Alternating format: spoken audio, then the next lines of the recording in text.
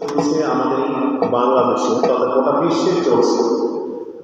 তার মধ্যে আমাদের বাংলাদেশের পরিস্থিতি বর্তমান খুবই ভয়াবহ।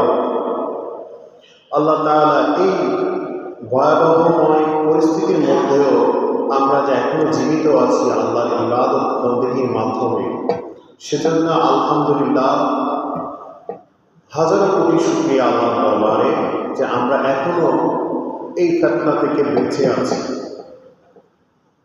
আল্লাহ তাআলা আমাদের এই দেশকে সমস্ত রকমের বালা মুসিবত থেকে হেফাজত করুন, আমিন।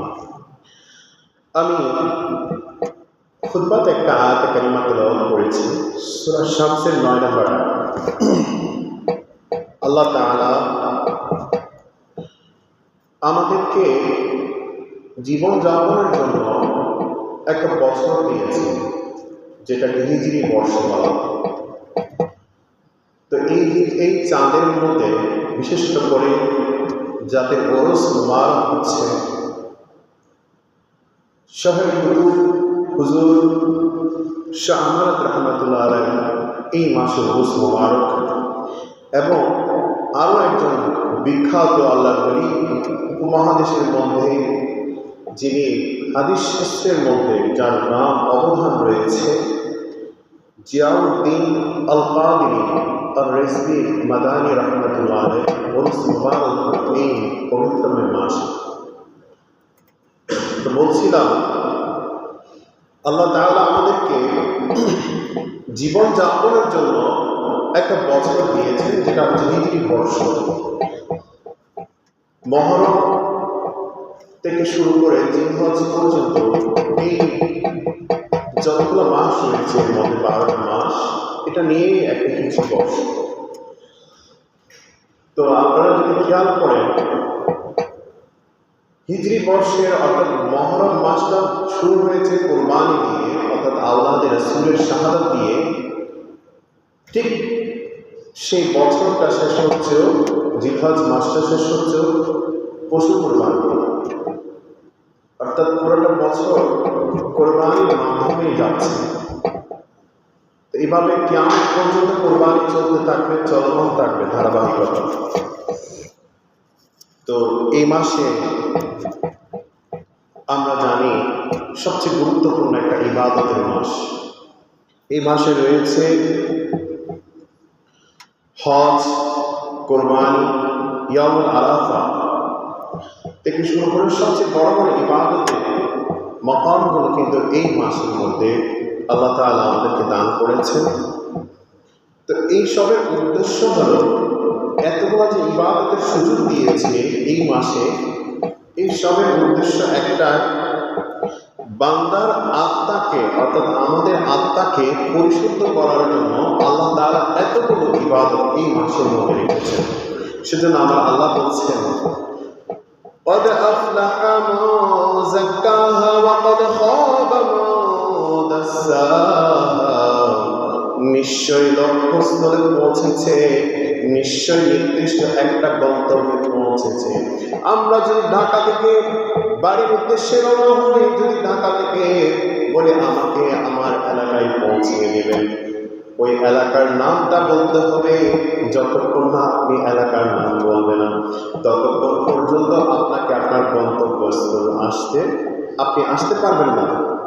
আপনি যদি বলেন যে আমি ঢাকা থেকে উঠলাম, কোথায় যাবেন সেটা যতক্ষণ না বলবেন না, যদি বলেন চট্টগ্রামে আসবো, হ্যাঁ আপনাকে চট্টগ্রামে নামিয়ে, কিন্তু চট্টগ্রাম থেকে আপনার বাড়ি কোথায় সেটা যতক্ষণ আপনি বলবেন না ড্রাইভারকে, ততক্ষণ পর্যন্ত সে আপনাকে আনতে পারবে, আপনি আসতেও পারবেন, কারণ আপনি আপনার গন্তব্যস্থল সম্পর্কে জানেন না।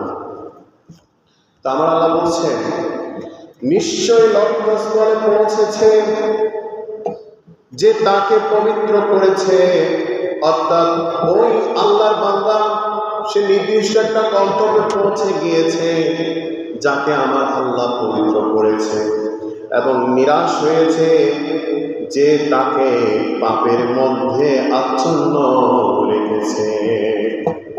অর্থাৎ ওই লোকটা নিরাশ হলো, আল্লাহর পক্ষ থেকে সে কোনো সাপোর্ট পায়নি, আল্লাহর পক্ষ থেকে সে কোনো সহযোগিতা পায়নি। ওই লোকটা, সেই লোকটা হচ্ছে যে বন্ধুর কথা শুনে, যে আপনজনের কথা শুনে গুনার মধ্যে লিপ্ত ছিল, যে লোভের কারণে এই পৃথিবীর মায়ার মোহমায় যে অবস্থায় তিনি গুনাহ করেছেন, এই পৃথিবীর মায়ের পরে খারাপ কাজ করেছে, ওই লোকটা নির্দিষ্ট গন্তব্যস্থলে পৌঁছাবে না। আমার আল্লাহ তাকে নির্দিষ্ট গন্তব্যস্থলে পৌঁছানোর জন্য সুযোগ করে দেবেন না। তাই সেজন্য আমার আল্লাহ বলছেন, কদ আফলাহা মান যাক্কাহা, তোমরা তোমাদের আত্মাকে পবিত্র করার জন্য আমি আল্লাহ ইবাদতের সুযোগ রেখেছি। এই ইবাদতগুলোর মধ্যে রয়েছে অনেকগুলো ইবাদত আমি তোমাদেরকে দিয়েছি। তোমরা সেই ইবাদতগুলো যথাযথ আমল করার মাধ্যমে তোমাদের হৃদয়কে পবিত্র করে নাও। তো এই আয়াত সম্পর্কে অনেকগুলো মতপার্থক্য রয়েছে।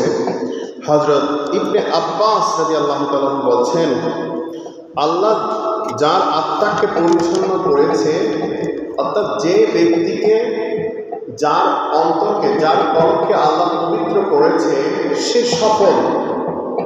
আবার হযরত কাতাদা রাদিয়াল্লাহু তাআলা এই আয়াত সম্পর্কে বলছেন, যে বান্দা নেক আমল করেছে, সে আল্লাহ আনুগত্যের মাধ্যমে তার আত্মাকে পরিশুদ্ধ করেছে, অর্থাৎ পবিত্র করেছে।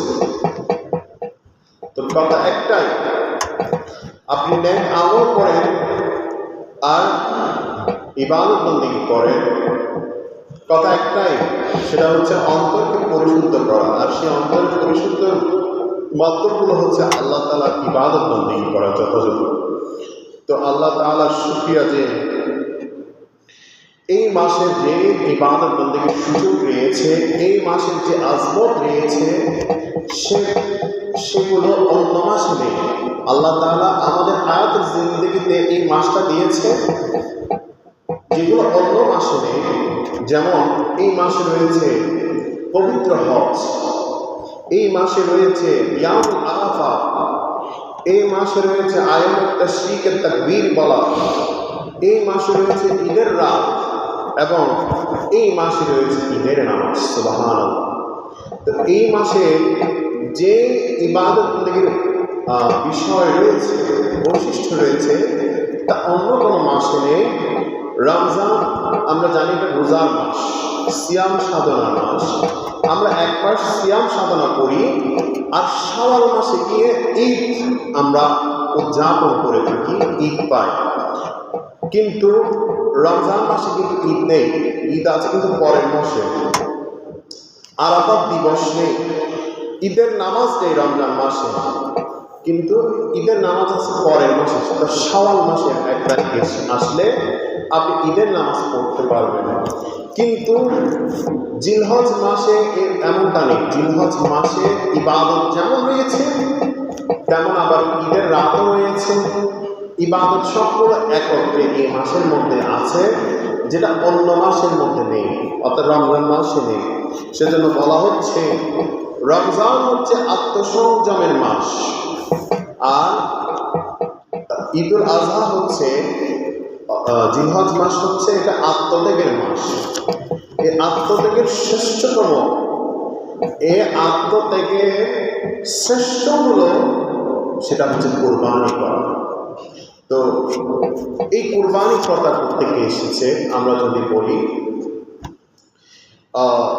হিজরি বর্ষ শুরু হয়েছে, আমরা জানি আওলাদ রাসূলের শাহাদাত বরণের মাধ্যমে, এবং এই কোরবানি কিয়ামত পর্যন্ত চলতে থাকবে। সেজন্য আসছে ইলা ইয়াউমিল কিয়ামাতি আল জিহাদু মাযি ইলা ইয়াউমিল কিয়ামা, অর্থাৎ কিয়ামত পর্যন্ত এই জিহাদ চলতে থাকবে, অর্থাৎ আল্লাহর রাস্তায় কোরবানি হতে থাকবে। তো জিহাদ যেহেতু কিয়ামত পর্যন্ত বাকি থাকবে, সেহেতু কোরবানি তথা আত্মত্যাগ অর্থাৎ কোরবানি পর্যন্ত বহাল থাকবে। আর যে পশু কোরবানি করি তা আদম আলাইহিস সালাম থেকে শুরু হয়ে এখনো পর্যন্ত, এমনকি কিয়ামত পর্যন্ত চালু থাকবে। যুগে যুগে বিধর্মীদের বিরুদ্ধেও জিহাদে শহীদ হওয়া, এটাও একটা কোরবানি। অর্থাৎ বিধর্মীরা যতক্ষণ পর্যন্ত তারা মুসলমানদের উপর আক্রমণ করবে ততক্ষণ পর্যন্ত তাদের উপর জিহাদ করা যাবে না। যখনই তারা মুসলমানদের ইবাদত বন্দেগীতে মুসলমানদেরকে আক্রমণ করবে, মুসলমানদের ধর্ম পালনে, মুসলমানদের ইবাদত বন্দেগীতে, মুসলমানদের লাইফ স্টাইলে যখনই তারা হামলা করবে তখন তাদের উপর জিহাদ ফরজ হয়ে যায়। কিন্তু এর আগ পর্যন্ত কোন বিধর্মীদের বিরুদ্ধে ইসলামের জিহাদকে ফরজ করা হয়নি। আমাদের নবী বলছেন, কুল ইন্না সালাতি ওয়া নুসুকি ওয়া মাহইয়ায়া ওয়া মামাতি লিল্লাহি রাব্বিল আলামিন। আমার আত্মিক তৌহিদ উভয় সমন্বিত ইবাদতের সব আল্লাহু লাকাল হামদ, অর্থাৎ আল্লাহু লাকাল মুলক, আল্লাহর জন্য। আমাদের ইবাদত বন্দেগী আত্মিক এবং দৈহিক। আত্মিক বলতে যেটা আমরা খরচ করে ইবাদত করি, আর দৈহিক বলতে যেটা আমরা যে ইবাদতের মধ্যে কোনো অর্থ নেই, যেমন নামাজ, রোজা, এগুলোর মধ্যে কোনো অর্থ নেই, কিন্তু কোরবানি করা এটার মধ্যে একটা অর্থের বিষয় রয়েছে। হজ, এটা এখানে একটা অর্থের বিষয় রয়েছে। যাকাত, এই ইবাদত করতে গেলে আপনার একটা অর্থের বিষয় রয়েছে।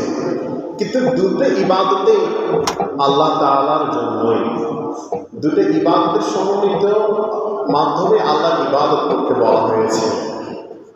যে আমরা কোরবানি পশু, আমরা বলি অনেক সময় আমি 1 লাখ টাকা দিয়ে একটা কোরবানি পশু কিনেছি, আমি 2 লাখ টাকা দিয়ে কোরবানি পশু কিনেছি, 60,000 টাকা দিয়ে কোরবানি পশু কিনেছি, এটা বলতে নিষেধ করা হয়েছে। কারণ এই কোরবানির পশু এটা আল্লাহর জন্য।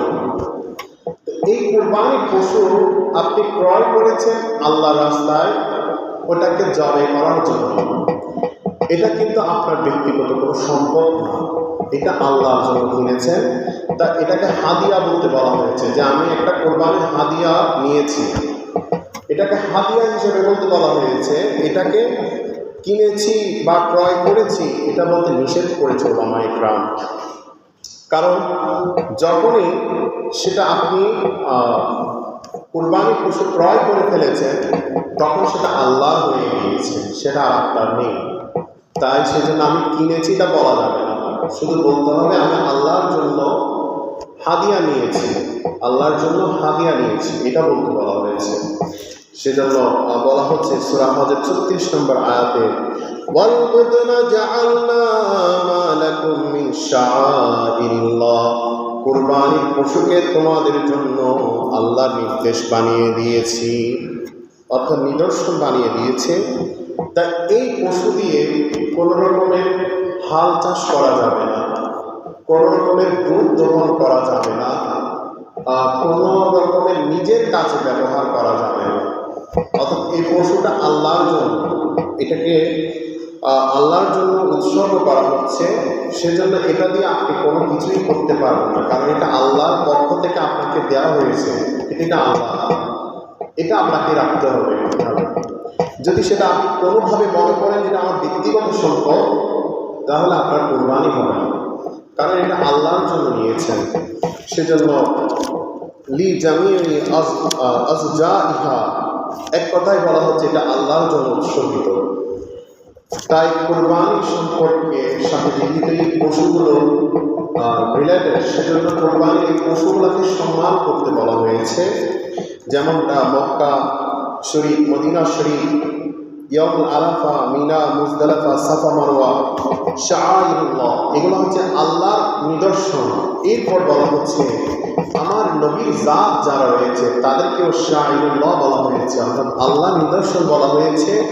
এই আল্লাহ নিদর্শনগুলোকে আল্লাহ তাআলা সূরা হজের 32 নম্বর বলছেন, ওয়া মান ইউআযযিম শাআইরুল্লাহ ফাইন্নাহা মিন তাকওয়াল কুলুব, অর্থাৎ যে ব্যক্তি আল্লাহর নির্দেশনাদিকে সম্মান করে তবে এটা অন্তরের পরহেজগারির লক্ষণ।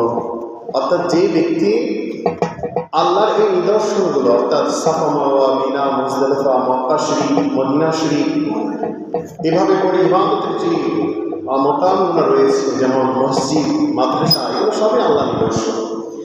এবং সর্বোপরি বলা হচ্ছে আমার নবীর জাত যারা, আমার নবীর জাত আল্লাহ রাসূল আহলে বায়াত যারা রয়েছে তাদেরকেও সম্মান করতে বলা হয়েছে। সেজন্য কারণ যদি তাদেরকে সম্মান করা হয়, আমার আল্লাহ বলছেন যারা সম্মান করবে তাদেরকে, এই স্থাপনাগুলোকে, তবে ধরে রাখো তোমার মধ্যে পরহেজগারিতার লক্ষণ চলে এসেছে, অর্থাৎ তুমি পরহেজগার হতে যাচ্ছ। যদি তুমি এই স্থাপনা আমার নিদর্শনগুলোকে সম্মান করো, তাই কোরবানির পশু যদি আমরা ক্রয় করে থাকি সেটাকে আমরা সম্মান করব, সেটার সাথে খারাপ ব্যবহার করব না, কোনো রকম খারাপ আচরণ করব না, এটাও আল্লাহ নিদর্শন, তাই এটাকে সম্মান করতে বলা হয়েছে। তো আপনি বলতে পারেন এটা একটা গরু ছাগল, এটাকে আমি সম্মান করি, এর কোনো ফজিলত আছে? হ্যাঁ, ফজিলত আছে। আল্লাহ বলছেন তো ফাইন্নাহা মিন তাকওয়াল কুলুব, অর্থাৎ তোমার মধ্যে পরহেজগারিতার লক্ষণ চলে আসবে যদি তুমি এই আল্লাহর নিদর্শনগুলোকে সম্মান করো। হাদিস শরীফে আসছে ইবনে মাজার 3127 নম্বর, সেখানে বলছেন قال أصحاب رسول الله صلى الله عليه وسلم يا رسول الله ما هذه الأضحية قال سنة أبيكم إبراهيم। আমার নবীর সাহাবীগণ আমার নবীকে প্রশ্ন করছেন, ইয়া রাসূলুল্লাহ এই কোরবানি কি? তখন আমার নবীজি বলছেন এই কোরবানি হচ্ছে তোমাদের মুসলিম জাতির পিতা হযরত ইব্রাহিম আলাইহিস সালামের সুন্নাহ। এরপর আরো একটা হাদিস শরীফে আসছে, তিরমিজি শরীফের হাদিস 1507 নম্বর হাদিস, আকামা রাসূলুল্লাহ সাল্লাল্লাহু আলাইহি ওয়াসাল্লাম বিল মাদিনাতি 10 সিনিনা ইউদহাই। আমার নবীজি মদিনা শরীফের মধ্যে 10 বছর অবস্থান করেন এবং প্রতি বছরে আল্লাহর নামে তিনিও কোরবানি দিয়েছেন। আমার নবীজি বলছেন আরো মা আমিলা আদামিউন মিন আমাল ইয়াউমুন নাহরি আহাব্বা ইলাল্লাহি মিন ইহরাকিদ দাম। কুরবানির দিন মানুষ যেই কাজ করে তার মধ্যে আল্লাহর কাছে সবচেয়ে পছন্দ হচ্ছে রক্ত প্রবাহিত করা, অর্থাৎ কুরবানি করা, কুরবানি দেওয়া। কুরবানির দিন আল্লাহর কাছে সবচেয়ে পছন্দের কাজ হচ্ছে সেটা হচ্ছে রক্ত প্রবাহিত করা, অর্থাৎ আল্লাহর নামে আল্লাহর হাদিয়া যেগুলো আমরা নিয়েছি সেগুলোকে জবাই করা, সেগুলোকে কোরবানি দেওয়া। এবং এটা করলে কি হবে, হাদিস শরীফে আসছে কোরবানির পশুর রক্ত মাটিতে পড়ার আগে আল্লাহ তাআলার কাছে আপনার কোরবানি কবুল হয়ে গিয়েছে, অর্থাৎ এই রক্ত পৌঁছে গিয়েছে। তো কোরবানির পশু যদি আমরা ক্রয় করে থাকি, আরও একটা বিষয় আছে সেখানের মধ্যে যারা কোরবানি দিব তাদের জন্য নিয়ামত হচ্ছে এই কোরবানির পশু ফুলসিরাতের বাহন হবে, অর্থাৎ ফুলসিরাত পারাপার হওয়ার জন্য এই পশু আমাদের জন্য বাহন হবে এবং জান্নাতের মধ্যে ঢাল স্বরূপ হবে। এবং এই পশুর রক্ত, গোবর, পশম আমাদের নেকির পাল্লায় ওজন করা হবে। সুবহানাল্লাহ। অর্থাৎ এই পশু যেটা আমরা নিব সেটার যে ক্যাশ, শরীরে যে পশম রয়েছে, এই পশুর যে রক্ত, এই পশুর যে গোবর, এগুলো পর্যন্ত আমাদের নেকির পাল্লায় ওজনে দেওয়া হবে। দেখেন কি সম্মানিত পশুটা। তাই এই জন্য কোরবানির পশুকে সম্মান করতে বলা হয়েছে। খাজা গরিব নওয়াজ রহমতুল্লাহ আলাইহি বলছেন জীব হত্যা একটা পাপ। তো এটা কখন পাপ? জীব অর্থাৎ পশু হত্যা করে এটা একটা পাপ। এটা কখন পাপ? যদি নিজের প্রবৃত্তির জন্য, নিজের চাহিদার জন্য যদি কেউ কোনো পশুকে হত্যা করে, তো এটা হবে যে আল্লাহর খানায়ে কাবা ধ্বংস করার মতো। অর্থাৎ দেখেন কতটুকু ডিপলি একটা কথা বলছেন উনি। কেউ যদি নিজের চাহিদার জন্য কোনো পশুকে হত্যা করে, সেটা ডিরেক্টলি খানায়ে কাবা ধ্বংস করা মতোই। অর্থাৎ আপনি খানায়ে কাবা ধ্বংস করলে যে পাপ করবেন, নিজের চাহিদার জন্য যদি একটা পশুকে হত্যা করেন, ঠিক ওই খানায়ে কাবা ধ্বংস করার মতো হয়ে যাবে। তো বলছেন হ্যাঁ, যদি সেটা আল্লাহর নামে তুমি জবাই করো, আল্লাহর জন্য জবাই করো, তাহলে ওই পশু জবাইয়ের মাধ্যমে তোমার আমলনামায় আল্লাহ তাআলা সওয়াব লিখে দিবেন। সুবহানাল্লাহ। তাই এবং শুধু তাই না, এই পশু যখন আল্লাহর জন্য আমরা জবাই করব, এটা ইবাদত হয়ে যাবে। তো আরাফাত দিবসে আমরা যদি কেউ রোজা রাখি, সামনে আরাফাত দিবস আসছে, আমরা এই আরাফাত দিবসে যে রোজা রাখি, বলা হচ্ছে 1 বছর পূর্বের গুনাহ মাফ করে দেওয়া হবে, এবং পরের বছর আপনি যে গুনাহ করে থাকবেন সেই গুনাহগুলো তো আল্লাহ মাফ করে দেবেন। সুবহানাল্লাহ। তাই ইয়াউমুল আরাফাত দিবসে আমরা রোজা রাখবো, এবং আয়ামে তাকবীরে তাশরিক অর্থাৎ 9 তারিখ ফজর থেকে 13 তারিখ পর্যন্ত 13 তারিখ আসর পর্যন্ত আমরা তাকবীরে তাশরিক করতে থাকবো। আল্লাহু আকবার, আল্লাহু আকবার, লা ইলাহা ইল্লাল্লাহ, আল্লাহু আকবার, আল্লাহু আকবার, ওয়া লিল্লাহিল হামদ। এটা পড়া আমাদের সকলের জন্য ওয়াজিব। 5 ওয়াক্ত 5 বার নামাজের পর আমরা এটা আদায় করব, এটা সর্বক্ষণ পড়া আমাদের জন্য কিন্তু ওয়াজিব। যদিও বা আমরা এই আমল থেকে ভুলে যাই, বা অবহেলার কারণে বা কাজের চাপে আমরা এটা ভুলে যাই, কিন্তু মনে রাখতে হবে এটা একটা ওয়াজিব, এটা ইবাদত। তো এটা যদি আমরা কেউ পালন না করি তাহলে আমরা গুনাহগার হব। তা আল্লাহ তাআলা আমাদের সকলকে কবুল করুক, সকলের কোরবানিকে কবুল করুক।